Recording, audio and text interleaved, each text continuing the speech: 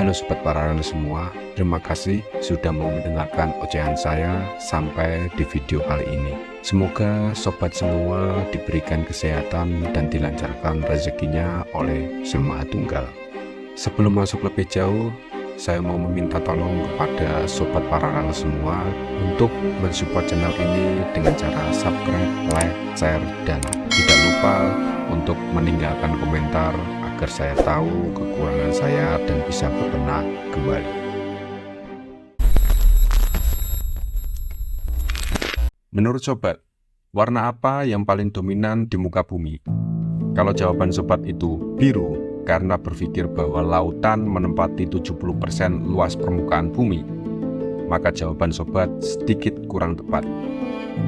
Sebab di dalam lautan ternyata ada daratan yang tertutup oleh air laut itu sendiri. Jika Sobat menjawab hijau, karena sekarang Sobat semua menyadari bahwa di dalam lautan juga terdapat daratan, yang di dalamnya terdapat banyak tumbuhan yang berwarna hijau. Jawaban Sobat masih kurang tepat, namun setidaknya sudah mendekati. Benarkah demikian? Sebab kenyataannya manusia baru bisa menjelajahi sekitar 5% dari semua lautan yang ada di muka bumi. 95%-nya masih misteri. Lantas bagaimana dengan warna tanah atau pasir, hitam atau coklat, atau barangkali putih? Sekarang kita pergi ke tempat yang lebih luas lagi dari bumi. Menurut kalian, materi apa yang paling dominan di alam semesta?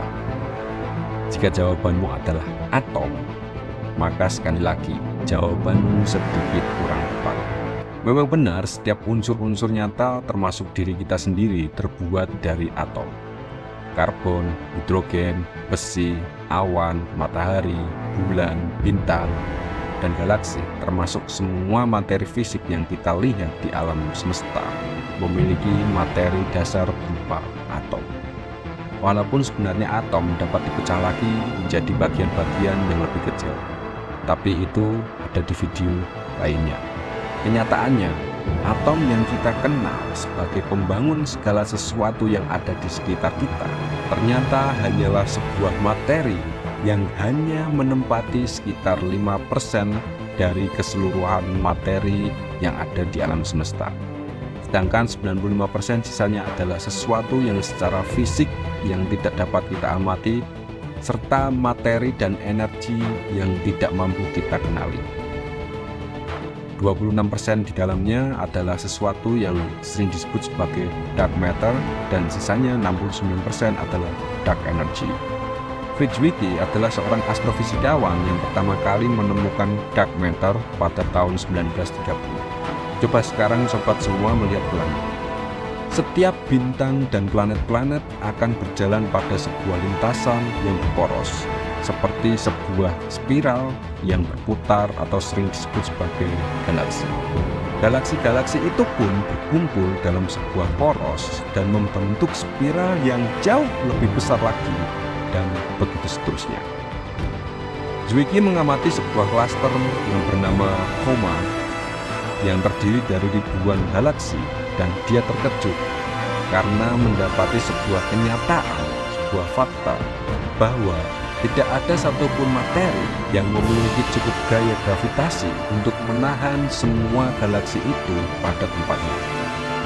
Dan ada sebuah fakta bahwa putaran galaksi pada orbit terluar memiliki kecepatan lebih tinggi dari yang seharusnya, dan seharusnya hal itu menyebabkan galaksi tersebut terlempar dari orbitnya. Namun semua itu tidaklah terjadi.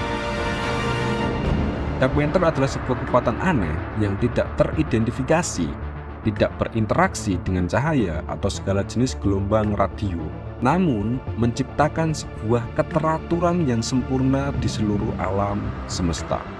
Dark energy sendiri adalah hal yang bahkan jauh lebih besar daripada dark matter. Para astronom meyakini bahwa alam semesta mengembang sebagai akibat dari momentum yang terjadi dari adanya ledakan Big Bang. Yang mereka tidak mengerti adalah bahwa percepatan perkembangan alam semesta tersebut tidak berkurang sama sekali, melainkan menjadi semakin cepat. Sebuah energi aneh yang tidak terlihat yang entah bagaimana dapat mendorong terjadinya percepatan tersebut.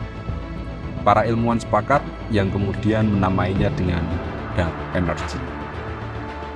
Dan dark energy menempati sekitar 69% dari keseluruhan alam semesta. Dark matter dan dark energy adalah sebuah fenomena yang sampai sekarang belum dapat dipahami. Yang jelas angka 95% ketidaktahuan dibanding dengan 5% yang itu pun belum selesai, menunjukkan betapa kita tidak tahu apa-apa tentang kehidupan. Ada sebuah ungkapan yang mengatakan bahwa aku berpikir, maka aku ada. Ungkapan yang ditulis pada abad 17 oleh filsuf Descartes telah menjadi dasar filosofi modern yang menegaskan bahwa jikapun kita tidak mengetahui apa-apa di alam semesta ini, setidaknya kita tahu kita ada melalui pikiran kita. Akhir video, saya hanya ingin mengucapkan semua kebenaran hanya milik Sang Pencipta dan semua kesalahan murni milik saya pribadi. Oleh sebab itu, saya meminta maaf jika dalam bacaan saya ada kekeliruan yang membuat sakit hati para sobat parahel semua. Sekian dari saya dan sampai jumpa di video selanjutnya. See you.